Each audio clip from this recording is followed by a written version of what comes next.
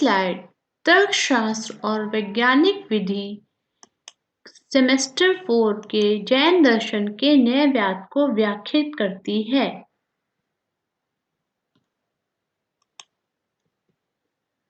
जैन दर्शन का न्यायवाद। भारतीय तर्कशास्त्र में जैन दर्शन के न्यायवाद का विशेष स्थान है। जैन दर्शन का ये सिद्धांत अपनी तरह का एक अलग प्रकार का है जो अन्य भारतीय दर्शनों में नहीं पाया जाता।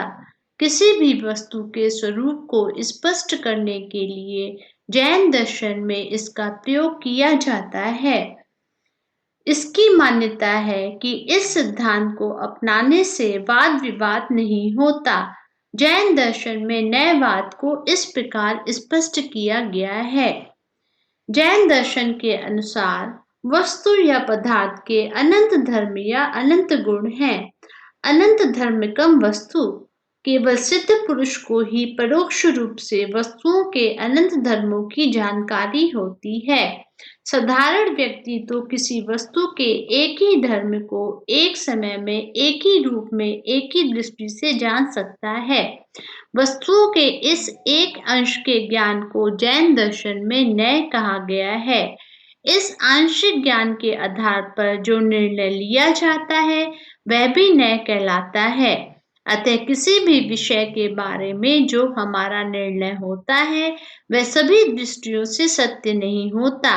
अर्थात जिस दृष्टि तथा विचार से किसी वस्तु के जिस गुण या धर्म के बारे में निर्णय किया जाता है उसकी सच्चाई उसी दृष्टि तथा उसी विचार पर निर्भर करती है। हम आपस में वाद विवाद करते समय उपयुक्त सिद्धांत को भूलकर अपने विचारों को ही हमेशा सत्य मानते हैं और दूसरों के मतों को गलत बताते हैं। हाथी का उदाहरण देते हुए जैन दर्शन में बताया गया है कि कुछ अंधे व्यक्तियों ने हाथी के आकार को जानने के लिए उसके अलग अलग अंगों को पकड़ रखा है, जैसे कोई उसका पैर, कोई कान, कोई पूंछ और कोई उसकी सूंड पकड़ता है। जब उन अंधों से आंखों हाथी के आकार के बारे में जानना चाहा तो सभी में मतभेद हो जाता है, क्योंकि उनमें से कोई भी हाथी के पूरे आकार को नहीं जानता। उनमें से प्रत्येक अपने अपनी दृष्टि से हाथी का आकार बताता है और सोचता है कि उसकी ही बात ठीक है। जो हाथी का पैर पकड़े हुए था उसने कहा हाथी का आकार एक स्तंभ जैसा है। जैसे ही उनको ये बताया जाता है कि प्रत्येक ने हाथी का एक एक अंग पकड़ रखा था तो उनका मतभेद दूर हो जाता है। दार्शनिकों के बीच भी अंधों के समान मतभेद इसलिए पाया जाता है कि उनकी दृष्टि भिन्न भिन्न होती है। यदि दृष्टि में समानता हो जाए तो मतभेद की संभावना नहीं रहती। परम तत्व के स्वरूप के बारे में दृष्टि भेद के कारण ही दार्शनिकों में मतभेद है, क्योंकि कोई भी उनका पूर्ण रूप को नहीं जानता है।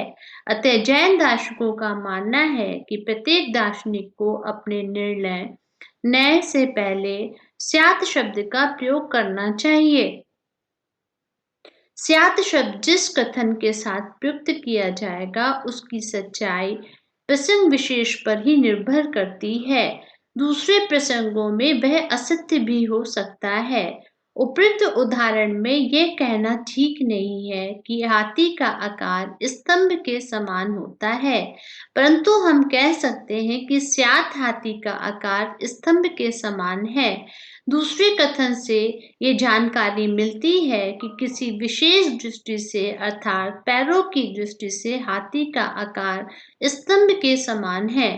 इस प्रकार हम देखते हैं कि विचार को तर्क दोष से मुक्त करने के लिए स्यात् का प्रयोग कितना जरूरी है। स्यात् शब्द को कुछ लोग शायद समझते हैं, जो कि ठीक नहीं है, क्योंकि शायद तो अनिश्चितता का सूचक है।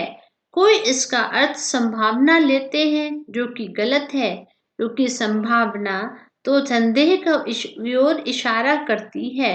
स्यात् तो किसी दृष्टि विशेष से निश्चितता को ही प्रकट करता है।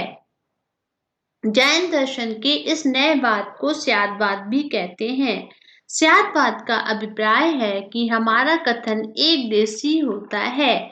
जैन दार्शकों द्वारा प्रतिपादित स्यादवाद को ही सप्तभंगी न्याय कहा जाता है, जो निम्नलिखित है। स्यात् है कोई कथन किसी प्रसंग या स्थान विशेष में ही सत्य है। इसे स्पष्ट करने के लिए जैन तार्किक घड़े का उदाहरण लेते हैं।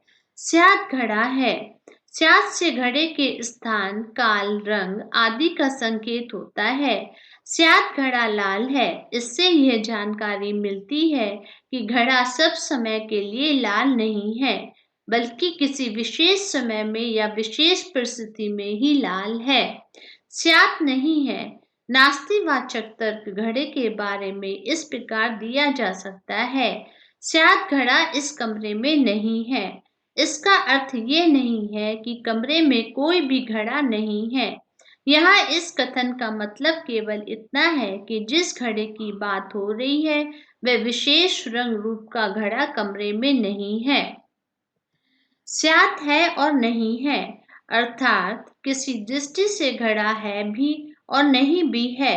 घड़ा अपने रूप की दृष्टि से है तथा दूसरे रूप की दृष्टि से नहीं है, अर्थात अपने स्थान, काल और द्रव्य की दृष्टि से एक विशेष घड़ा है, परंतु दूसरे स्थान, काल और द्रव्य की दृष्टि से नहीं है।